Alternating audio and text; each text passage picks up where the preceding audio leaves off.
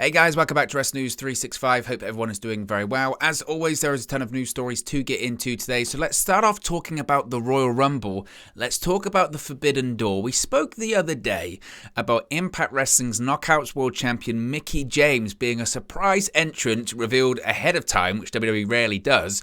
But she's obviously contracted to another company, and yet she's going to be in the 2022 WWE Women's Royal Rumble. So the big question now is WWE changing their policy? For so long, they've been the company that doesn't want to play with others. For so long, they've been the company that doesn't like to even address that pro wrestling exists outside of their fabled walls. Wow, now, maybe that policy is changing, and maybe, just maybe, we could see the Forbidden Door open, not just in the Women's Royal Rumble, but also in the Men's Royal Rumble at the end of this month too, because WWE might have a Forbidden Door entrant in the Men's Royal Rumble match later on in January.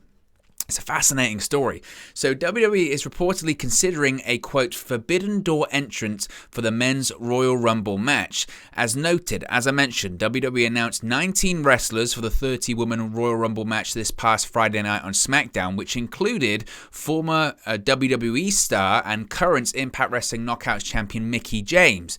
Now, in an update, word now via WrestleVote on Twitter, of course, very reputable Twitter account, is that WWE is expected to try and have a, quote, unexpected entrant from the so-called Forbidden Door to participate in the Men's Rumble match as well. Now, right now, there's no word on who WWE might be looking at for the Men's Royal Rumble match, but they are at least open to the idea of a non-WWE talent working the 30-man Royal Rumble match as well.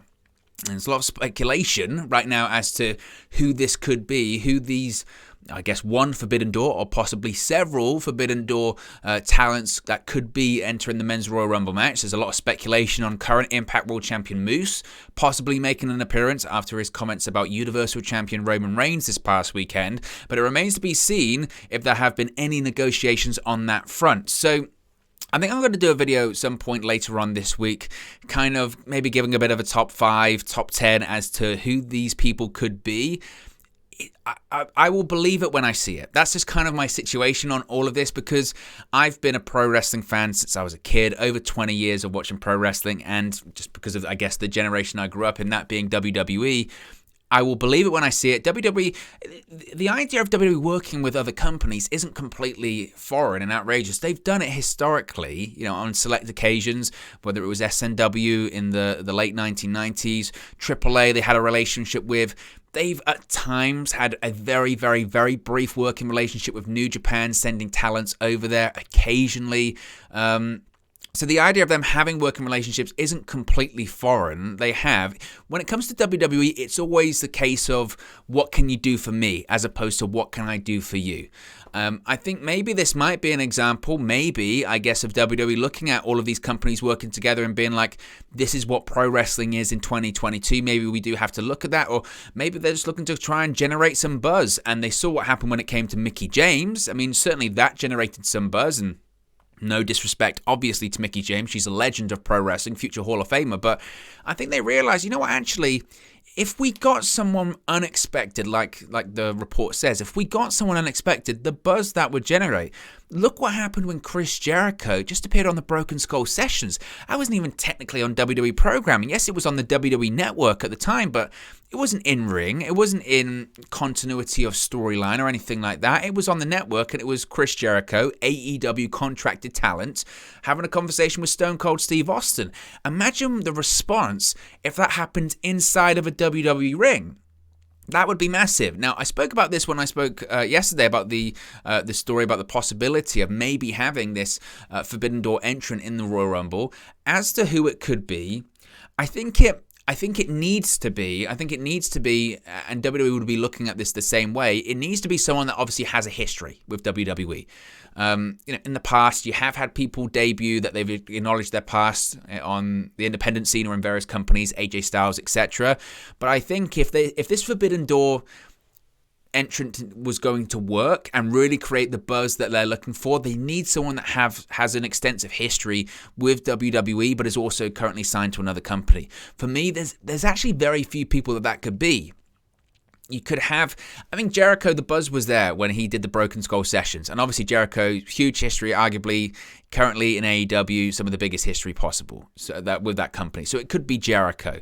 The idea, I know some people are saying Moxley, because no one would expect that at all. And I agree with you because of the way that he sort of, his departure was essentially acrimonious, but he's been on record that he didn't like his time there, especially towards the end, and etc. etc. So Moxley would be, again, an interesting one. We know he is probably going to come back later this month. He's expected to be back soon on AEW television. So Moxley would be obviously a fascinating one, an unexpected one. Of course, if it was Punk, the internet would explode. If it was CM Punk, it won't be. I can't, because again, you have to look at it like, if CM Punk came back as the Forbidden Door entrant in the Rumble, it only benefits really WWE, and CM Punk, and you could say, yeah, but it puts CM Punk in the limelight and there before AEW. I don't think Punk cares enough to do that. He wouldn't want to benefit WWE. Bryan Danielson, that's a realistic possibility. I mean, it is. That is a realistic possibility that it could be Bryan Danielson. We know he's still on very good terms with WWE. He mentioned how much he loves it there, and he had a great relationship with Vince. Of course, Brie Bella's coming back at the Rumble as well. Bryan Danielson, that's a real possibility. Would he be called Daniel Bryan? Would he be called Bryan Danielson? He would do the yes chance one more time? I don't know. So that one I think is possible. So I would probably lean towards it being Jericho or Danielson. I would probably prefer it to be Jericho, just in the sense that we haven't seen that side of Jericho for a while. And Danielson, of course, he only left WWE last year in May. So I don't know, but I'm interested in it. The Impact part of it, I don't know. It might be a case of them saying, Impact Wrestling saying, okay, we'll give you Mickie James, but one, you have to say she's the Knockouts champion, and we also want to have maybe our world champion Moose actually in the Royal Rumble match. That might happen. So we'll see. I just think the idea, can you imagine the idea of an AEW star being in the WWE Royal Rumble? For me, it feels impossible, but you have to know that if WWE reached out to AEW, they wouldn't say no. The only person preventing any of this happening would be WWE, because AEW would be willing to work with anyone. It's just a case of if WWE is willing to work with people. So it's a fascinating story. Like I said, I'll believe it when I see it, because at this point we just know what WWE are like. So it's interesting, though. There's no doubt about it. It's interesting.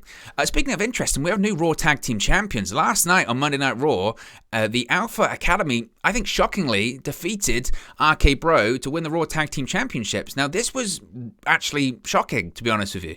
Otis and Chad Gable became the new champions, defeating RK Bro. The match saw Otis get a clean pin on Randy Orton for the victory. Now, of course, this is the first title reign for Alpha Academy. RK Bro held the titles for 142 days after winning them from AJ Styles and Amos at SummerSlam last August. I was shocked by this because considering that RK Bro are doing great work, they're over, they sell a ton of merchandise. I was surprised to see them drop the titles. I certainly don't think it means the end for RK Bro yet. I think the match we're going to see at WrestleMania is Riddle versus Randy Orton. I mean, it's always been building to that, but for them to drop the titles now, I have zero faith in WWE to be able to continue to tell this story between Randy Orton and Riddle between now and April. It's a lot of time to fill.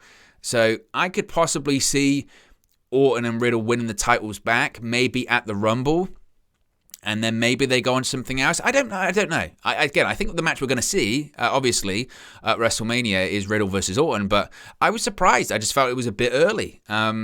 But good for Otis and Gable. That was kind of my other feeling about it. Good for them because they're a proper tag team. And these are two stars, and this is how WWE works. These are two stars, single stars that were put together of you're now a tag team, and they've had to try and make it work.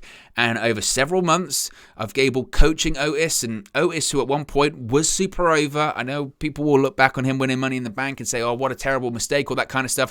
At the time, and it's difficult to go back into that space, it did make sense. He was over in this weird pandemic era, especially back then. He was over. The Mandy Rose and Otis storyline was over. It was popular. It made sense. So good for them.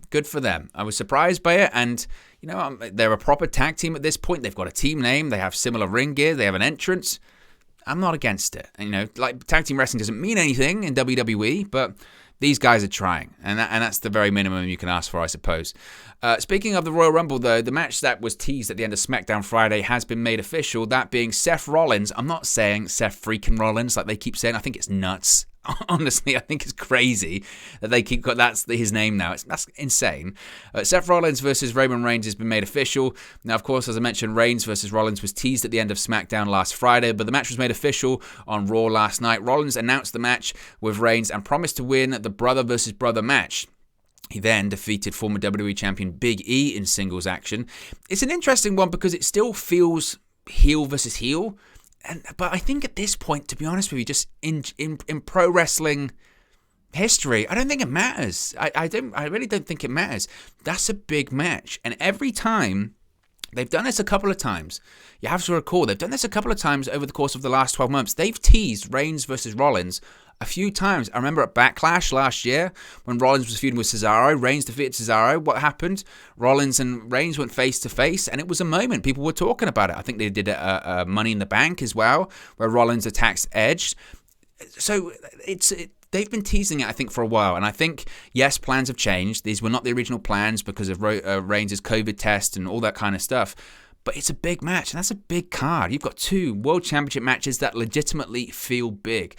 Brock versus Lashley, Reigns versus Rollins. Now, we know who's winning both of those matches. I think Brock retains, and I think Roman retains, and I think we're going towards title versus title at WrestleMania, and I'm not against it. I think that's the biggest match they can do. But the Royal Rumble feels big, and it's a big match, so I'm excited for it. I truly am. Going back to Raw, we had a heel turn last night, a surprising one, and that's Nikki ASH. She's now a heel. And this week on Raw, it featured an in-ring segment where Zara Schreiber interviewed Nikki and Rhea Ripley in the ring. Now, this comes after weeks of tension between the former women's tag team champions. Things got physical after Ripley said she believes they should go their separate ways, but still be friends. Nikki wanted to challenge for the tag titles and challenge the champions Carmella and Queen Zelina Vega to a rematch, but Ripley wasn't interested. The segment saw Nikki and Ripley share a hug, but Nikki then posed for the crowd and turned back around to attack Ripley. Nikki mounted Ripley in the ring with strikes and then left with a smile on her face as the fans booed her. Nikki posed on the entranceway and said almost superheroes need no friends, and then made her exit as Ripley looked on from the ring. So, like I said, I didn't care for the tag team in general. You know my feelings on the almost a superhero gimmick. I always said, and I was critical of it, but I always said I know it was a gimmick not for me. You know, that gimmick is not aimed at me. It's aimed at young kids. It's aimed to sell merchandise and to be a superhero for children. I get it. It just wasn't for me. And in fairness, whilst it wasn't for me, I think the execution of it was terrible as well. And this is just WWE trying their best to be like, okay, we can still make it work. We can still make it work because they do see money in it, and they see merchandise money in it. So they're trying to make it work. I think, in fairness, you know, it gives Rhea Ripley something to do, which I'm not against. It's just awful. And I've never been on board with it, and that's just what it is. But where it will lead to, they're going to have a match at the Rumble. No, of course they're not. It's a TV feud. That is what it is. Speaking of the Rumble, though, we have a Raw Women's Championship match announced for the show. That being Doudrop versus Becky Lynch. And the main event of Raw last night saw Doudrop become the new number 1 contender, winning a triple threat match over Liv Morgan and Bianca Belair. Now, I think people maybe going into the match assumed that maybe Bianca Belair would win. I think she's a favorite for the Rumble, and I think that will set up Belair versus Becky Lynch at WrestleMania. Either way, the match saw Lynch hit the ring from the announce table and attack Belair, as I mentioned, because I think it's setting up a match at WrestleMania as she was going for the pin on Liv Morgan. Lynch and Belair ended up fighting at ringside until Lynch tossed Belair over the announce table. Doudrop then hit the second rope splash on Morgan to get the victory and become the new number 1 contender. Now, after the match, Lynch entered the ring for a handshake, but she slapped Doudrop instead. Doudrop then blocked the manhandle slam, and Lynch retreated to the floor, shocked at Doudrop's block. WWE does this sometimes. Doudrop has lost. I mean, she lost the Queen of the Ring tournament, or what's it called, Queen's Crown tournament final to Zelina Vega. Since then, she was feuding with Bianca Belair. She'd lost pretty much every single match, right? And now she's the number 1 contender. It's just, WWE, when they're building someone up, they do it backwards, and it makes no sense. Like, obviously, Piper Niven, Doudrop, is a threat to Becky Lynch for the Raw Women's Championship because she's dominant, she's powerful, she's not winning the title, she's just not. It's a great spot for her, and obviously, I'm a Piper Niven fan. But how can you take her as someone that's credible when all she's been doing recently is lose? It's just, but I guess that's kind of the problem when it comes to WWE, because they've got nobody else. They release most of their roster, especially their women's division, and that's the problem they find themselves in right now. Speaking of Raw as well, we saw the return of Alexa Bliss last night, not in front of the live audience. We're going to have some vignettes for a while. Alexa Bliss started her journey back to WWE this week as she went to therapy in a vignette after not being seen on television since September last year. Now, obviously, Alexa Bliss was last seen at Extreme Rules when she lost to Charlotte Flair, and she broke down as her doll Lily was ripped to shreds. Now, some fans thought her absence was a way to sort of move her on to a different character, move her away from the supernatural character, which, of course, came from her partnership with Bray Wyatt. It's the Fiendess. I mean, people laugh and all that kind of, but it's the Bray Wyatt gimmick. However, it looks like this gimmick is here to stay, and this character or version of Alexa Bliss is here to stay. Or they might, if they are going to change, WWE is taking a very slow burn approach to changing, as she was in an office with her psychiatrist. Now, there were several moments where she started, in the end, basically, the doctor's trying to get through to her. She starts smashing stuff. I think ultimately she probably will go with a character change, because at this point, this is the problem. Like, as bad as all of the Lily stuff was, and as much as a lot of people bashed the Lily stuff and didn't like the Lily stuff, the live crowd cheered it. And that's why I always said, well, it's your fault then. If you're going to cheer it, and they bought the merchandise, Alexa Bliss is one of the most popular stars on the WWE roster. She's the biggest, one of the biggest merch movers in the company. The gimmick is over. The gimmick, or Alexa Bliss doing the gimmick, is over. And I think WWE might look at it as, well, why would we change it? It's money at the moment.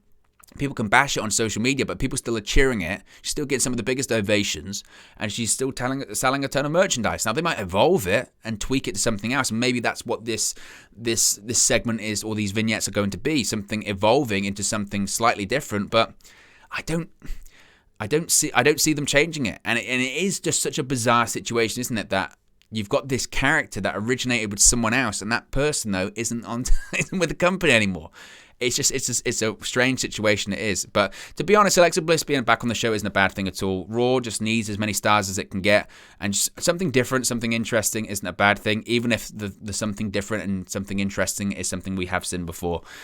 Finally, Shinsuke Nakamura, of course, hasn't defended the Intercontinental Championship for ages. Turns out he's injured. Intercontinental Champion Shinsuke Nakamura is currently out of action with an injury, according to Rick Boogs, during an interview on Fox Sports' Out of Character podcast with Ryan Satin. He revealed that Nakamura suffered a hand injury that has him away from in-ring action. This does make sense, since Nakamura has not wrestled since he and Boogs defeated Madcap Moss and Happy Corbin at a WWE live event in Rockford, Illinois on December 18. Now, obviously, we don't know how long he's going to be out for. We don't know when he's going to be back. Sami Zayn, of course, is the current number one contender to Nakamura for the title, but WWE has yet to announce when this title match is going to happen. Could happen on SmackDown at some point, could happen at the Rumble. We'll have to wait and see. Either way, Nakamura, he's just in such a weird place, isn't he? Like, he's had the title and he hasn't defended it for ages. The Intercontinental Championship is just worthless at this point. It's going through that phase where it's worthless. WWE will try and make it mean something again in the future, but as of right now, nothing's really happening with it. But look, guys, as always, this is just one man's opinion. What are your thoughts on all of these WWE news stories we've spoken about today? Let me know your thoughts in the comment section below. I'll do my best to respond and reply to all of your comments. Really enjoy interacting with you guys, talking about WWE, AEW, Impact Wrestling, New Japan Pro Wrestling, all things pro wrestling here on the channel. So be sure to get involved in the community. Drop a comment below. All opinions are welcome. If you have enjoyed this video, please do smash a like on the like button too. Really does help us out here on YouTube. Go to the rankings and get into people's recommendation feeds if they haven't seen our videos previously. But most importantly, if you haven't already, please do subscribe to Wrestling News 365. You can do that by clicking the bottom right hand corner of the screen right now. Or if you wait a few seconds, there'll be a subscribe button at the end of this video along with another video for you to watch. Thank you very much for watching, listening, streaming, or have you come across this video today. And I'll speak to you again very, very soon. Hey guys, thank you for watching, listening, streaming, or however you come across this video today. Be sure to click on the video on the right there to watch our next video, or click the bottom there to subscribe, or the bottom right hand corner. Thank you very much, and I'll speak to you again very soon.